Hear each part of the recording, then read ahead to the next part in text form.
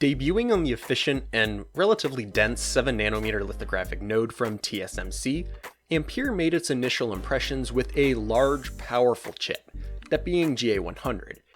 With a whopping 54.2 billion transistors, making up 8,192 CUDA cores in a massive 826 square millimeter monolithic die, this GPU is easily one of the most advanced and technically impressive chips available on the consumer market.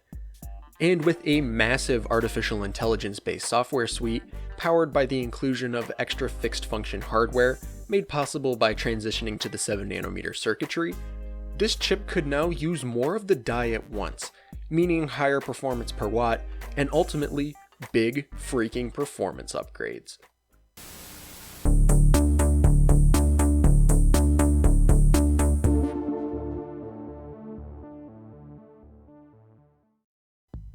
Before discussing Ampere, I think it's important to clarify that Ampere, kind of confusingly, is more like a family of architectures rather than a single scaled core design. I do think it's weird that they did this, however, especially considering that last generation they split the architectures, with Volta getting the professional focus and Turing getting the focus of gamers and enthusiasts. It's relatively inconsequential, but this just adds another layer of weirdness that we have to sift through when analyzing these chips. In terms of differences, the consumer variant of Ampere is printed on Samsung's 8nm, and has many more shader cores, is clocked significantly faster, features hardware ray tracing cores, and supports GDDR6 and GDDR6X.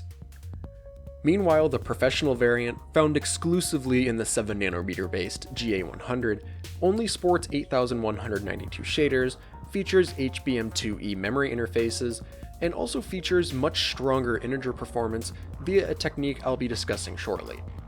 But the TLDR in what's different is consumer Ampere is essentially just a stripped back, more graphically compute-focused optimization of what's found in the full-fat design, whereas professional Ampere features all the bells and whistles needed to drive computationally intensive tasks.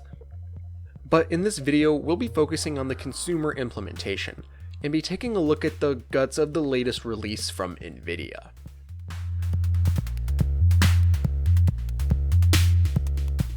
Breaking down the final Ampere silicon answers tons of our questions concerning the makeup and general design of the desktop adaptation of the new architecture. In terms of the actual chips available on the consumer market, the top-end GA102 packs a powerful punch, maxing out at 10,752 CUDA cores, though raw compute throughput for Ampere shaders is much more impressive than what we saw in Turing. However, there's a little trick Nvidia pulled to get these insane CUDA core counts. But like all things in life, there's some give and some take. Looking at GA102 and comparing it to TU102, we can see there's a massive jump in the amount of on-die cores with the newer chip. But when we look at things in terms of dedicated hardware based on data bit depth, a single Ampere CUDA core has been slightly stripped back, with cluster multithreading providing the massive boost in FP32 compute. Block diagrams of Ampere comparing to Turing show this when comparing the raw number of int32 and FP32 cores. For Turing, Nvidia opted to pair FP32 and int32 cores together, allowing each CUDA core to simultaneously compute a single floating point and integer instruction. For Ampere, Nvidia decided to pair two FP32 cores with a single int32 core, effectively giving each CUDA core half the total integer computational power. Now, when it comes to rasterization and recursive ray tracing, you're going to be using floating point hardware on a much more frequent basis than you will be integer hardware. So opting to beef up the floating point capabilities of Ampere at the cost of integer capabilities seems completely logical, and it's understandable as to why they wanted to do so. The thing about ray tracing is it uses different part of the GPU in different ways, as opposed to using a traditional rasterizer. And even though Nvidia has included tons of fixed function hardware to accelerate vector intersection math, tons of the actual calculations, such as adding or multiplying the individual elements of the vectors, still has to be done on the FP32 cores. And with RDNA 2's relative success, it's just further proof that ray tracing doesn't necessarily require fixed function hardware to run, but it can certainly speed things up a bit. Now, along with the new approach to the CUDA Core architecture, Nvidia opted to rework their 2nd generation Tensor Core, giving us their 3rd gen implementation, allowing it to work on compressing and decompressing data in memory on the fly. The ray tracing cores were also beefed up a bit, allowing them to multitask and concurrently compute rays, giving them more overall throughput as compared to the RT cores found in Turing. From a design perspective, Ampere is much more focused on delivering high floating point performance than Turing was. And when it comes to the actual CUDA cores, sure, they're technically weaker on an individual scale, but when you've got over 10,000 of them, the benefits far outweigh the costs. In terms of the actual transistor density for the currently available cards, the raw amount of transistors per millimeter on GA102 and below is roughly halfway between that of last gen's 12nm process and TSMC's current generation 7nm. The actual node that's in the Ampere desktop cards is labeled 8nm, but in reality it's an Nvidia optimization of Samsung's 10nm with a slight increase to density and a massive increase in the reticle size. This means that not only could Nvidia squeeze more logic into a given area, but the actual area for which they're able to place circuitry has also increased. This is why performance per watt in Ampere is superior to Turing. However, the performance per watt on GA100 is significantly higher than what's achievable on its 8nm variants.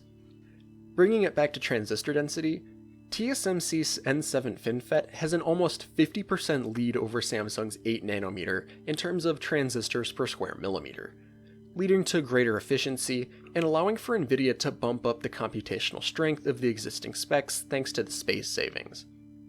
But what's also interesting is how much larger GA100 is than any of the consumer level chips, despite it having a solid 50% increase in logic density.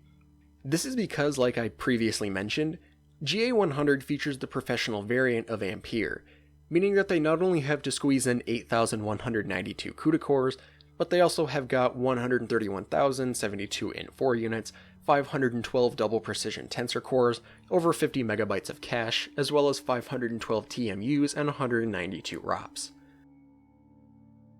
Even though the circuitry is smaller on 7nm than it would be on 8nm, the sheer volume of logic that's included in the full fat implementation of Ampere means that each professional CUDA core is physically larger than a consumer CUDA core. This is why GA100 is physically larger than GA102, and it also accounts for the incredibly low clock speeds found in the former. It's really interesting to compare the lithographic features used when manufacturing the chips, and it also helps us to understand the choices they made when designing them.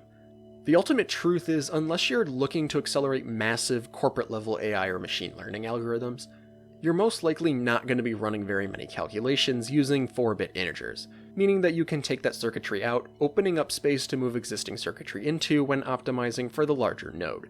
They did this with tons of other features as well, such as cutting 8-bit integer capabilities and stripping back overall 32-bit int capabilities.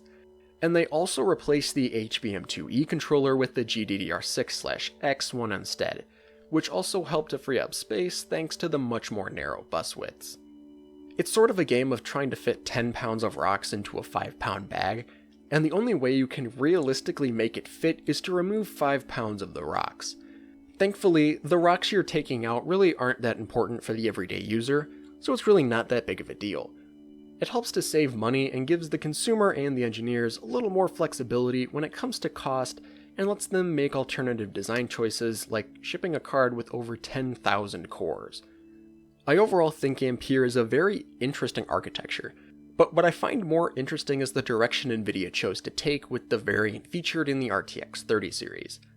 To me at least, with all the information provided, the conclusion seems to be that either way you slice it, Ampere is an excellent architecture, and is delivering very impressive performance even though the pricing is a bit questionable. But despite the flaws, Nvidia did a great job engineering a graphical processing microarchitecture, and I have to give credit where credit is due. So thanks for watching, and if you enjoyed, don't forget to leave a like and subscribe, and click the bell icon so you'll be notified about all our future uploads. Let me know what you guys think of Ampere and the differences between the two main flavors of the architectures that are available. I think it's kind of cool seeing all these threads for hardware, especially the low bit depth ink cores, because it's not something that has been traditionally featured heavily before, so we'll really just have to see how all of this unfolds. But it was fun talking, and if you want to learn more about computer hardware, software, then the annotations on screen are a great place to start. Thanks for spending your time with me, and thanks for watching.